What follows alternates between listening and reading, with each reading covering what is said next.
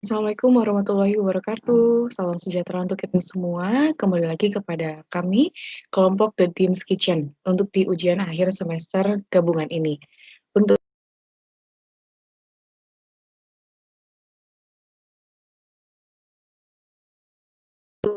kali ini, mengikuti UTS sebelumnya, kami berlima, ada saya Dea, Nika, KM di Kitchen. Seperti UTS hadir bermula karena COVID-19. Ya, karena COVID-19 memberikan dampak yang sangat luar biasa untuk masyarakat di Indonesia maupun di dunia. Jadi semua orang dipaksa untuk bisa melakukan inovasi terbaru, untuk bisa mendapatkan income baru, untuk mendapatkan aktivitas baru karena COVID-19. Nah, salah satunya adalah Dimas, salah satu dari salah satu universitas di Batam yang memulai bisnis karena COVID-19. Nah, jadi bisnis ini bermula karena beliau tidak sekolah lagi, maksudnya tidak ada aktivitas kuliah, akhirnya karena kuliahnya itu kuliah tata boga atau kitchen, akhirnya Dimas praktek langsung di rumah gitu dengan membuat bisnis makanan tradisional. Nah, namanya adalah The Dim's Kitchen. Di UMKM The Dim's Kitchen ini owner-nya berbasis atau berlatar belakang tata boga yang belum memiliki sama sekali pengalaman untuk tentang strategi penjualan. Nah, jadi Pak Dimas akhirnya meminta bantuan kami juga dan berterima kasih atas kurang lebih 3 bulan ini kami sudah bersama The Dim's Kitchen untuk memberikan strategi-strategi dan sudah lumayan banyak memberikan dampak walaupun belum signifikan karena kurang lebih selama 1 sampai 2 bulan kami membantu Pak Dimas untuk aktif di sosial media, melakukan iklan di sosial media, Facebook maupun di Instagram, lalu juga kita selalu blasting untuk di WA ataupun di email seperti itu. Jadi marketnya luas.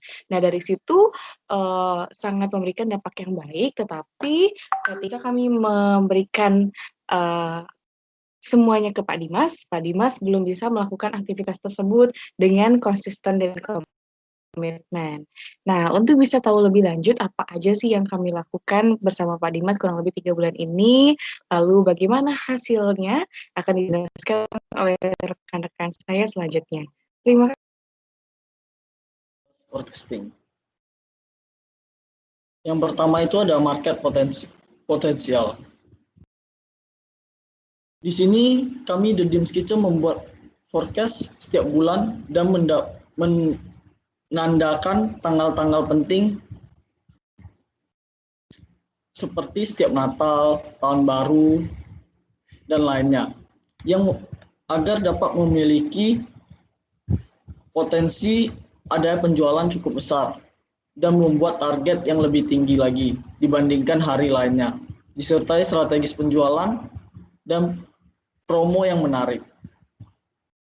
Yang kedua itu adalah sales potensial dan aktual sales forecast. Di sini The Dim's Kitchen membuat forecast setiap bulannya di sebuah Excel. Gunanya untuk mengetahui perkiraan potensi pasar pada bulan tersebut. Hal ini jadi dapat mengontrol seberapa banyak penjualan pada bulan tersebut, berapa bahan yang harus digunakan dan disiapkan, beberapa rata-rata penjualan setiap bulannya. Yang ketiga ini adalah sales quotas. Karena saat ini The Dim's Kitchen baru saja mulai usahanya, maka belum dilakukan sales quotas.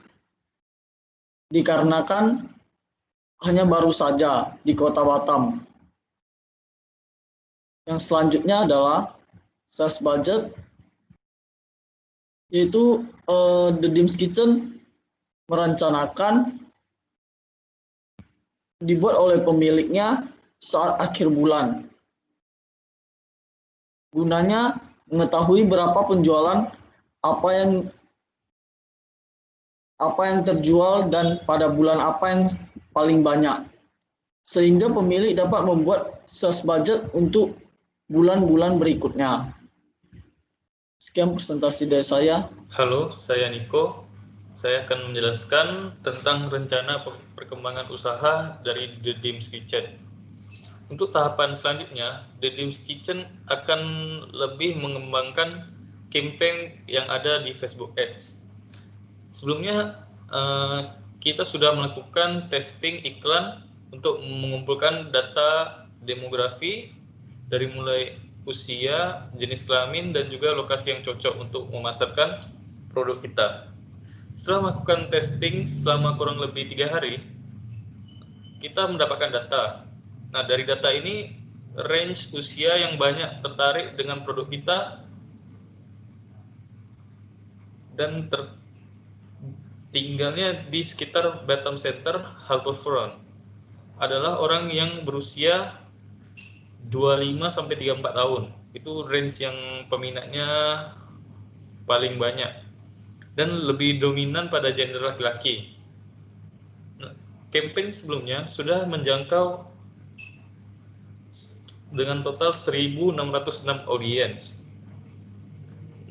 Tetapi tidak banyak yang melakukan interaksi pada campaign yang dijalankan sebelumnya, seperti mengklik link dan melakukan like.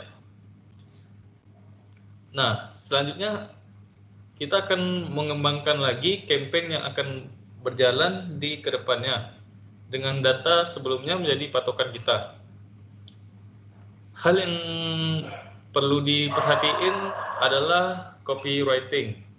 Hal ini sangat krusial dalam menjalankan campaign agar target audiens tertarik untuk melihat, membaca, dan hingga melakukan order. Hasil pembahasan dan analisis.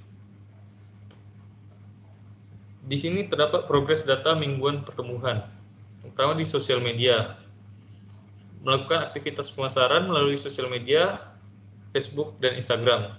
Meski belum memiliki banyak followers, The Dim's Kitchen berhasil mendapatkan penjualan melalui direct message Instagram dan penjualan di Facebook, forum jual beli Batam.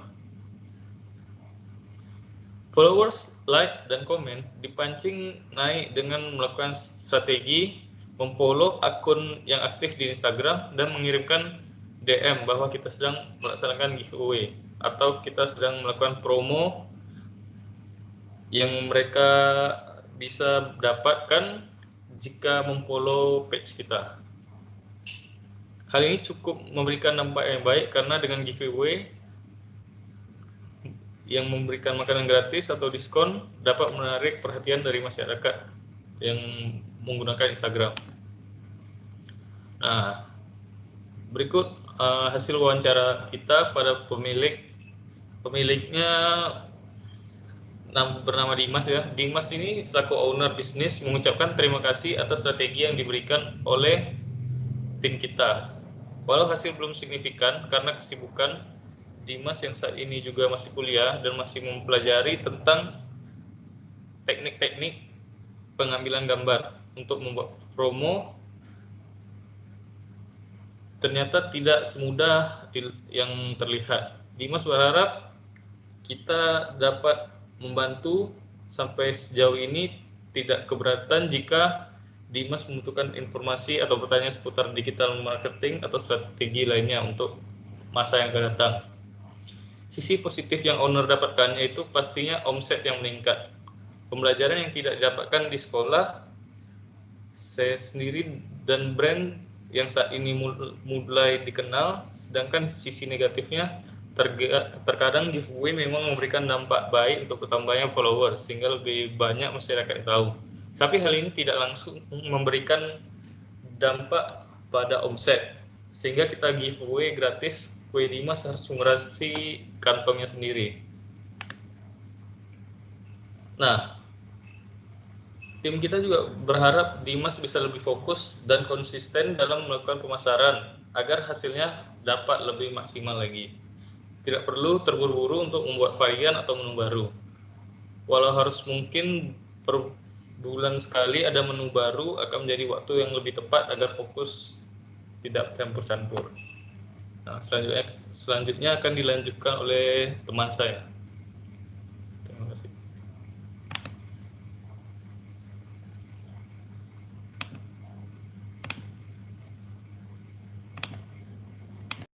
Baik, selanjutnya adalah penggunaan sarana media sosial. Sampai saat ini, The Dim's Kitchen sudah menggunakan platform Facebook dan Instagram untuk memasarkan produknya. Platform Facebook lebih digunakan untuk melakukan camping, sedangkan platform Instagram digunakan sebagai katalog produk.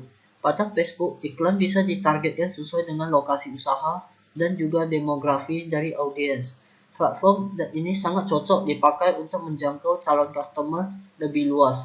Kolase yang kreatif dari Instagram dapat membuat produk semakin memikat dan mampu menarik banyak pembeli. Untuk perkembangan selanjutnya, The Dim's Kitchen bisa mulai menggunakan platform YouTube untuk mempresentasikan produknya.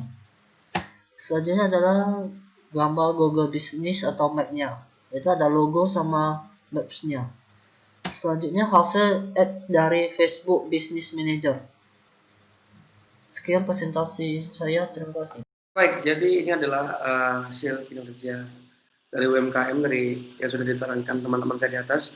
Di omset online per hari itu adalah sekitar Rp500.000 dan juga omset offline per hari itu ada Rp600.000 dan juga jumlah produk yang terjual per hari itu kurang lebih 15 produk per hari kurang lebih, dan juga pelanggan kita per hari ada online itu ada di 9 orang dan juga offline ada di 6 orang.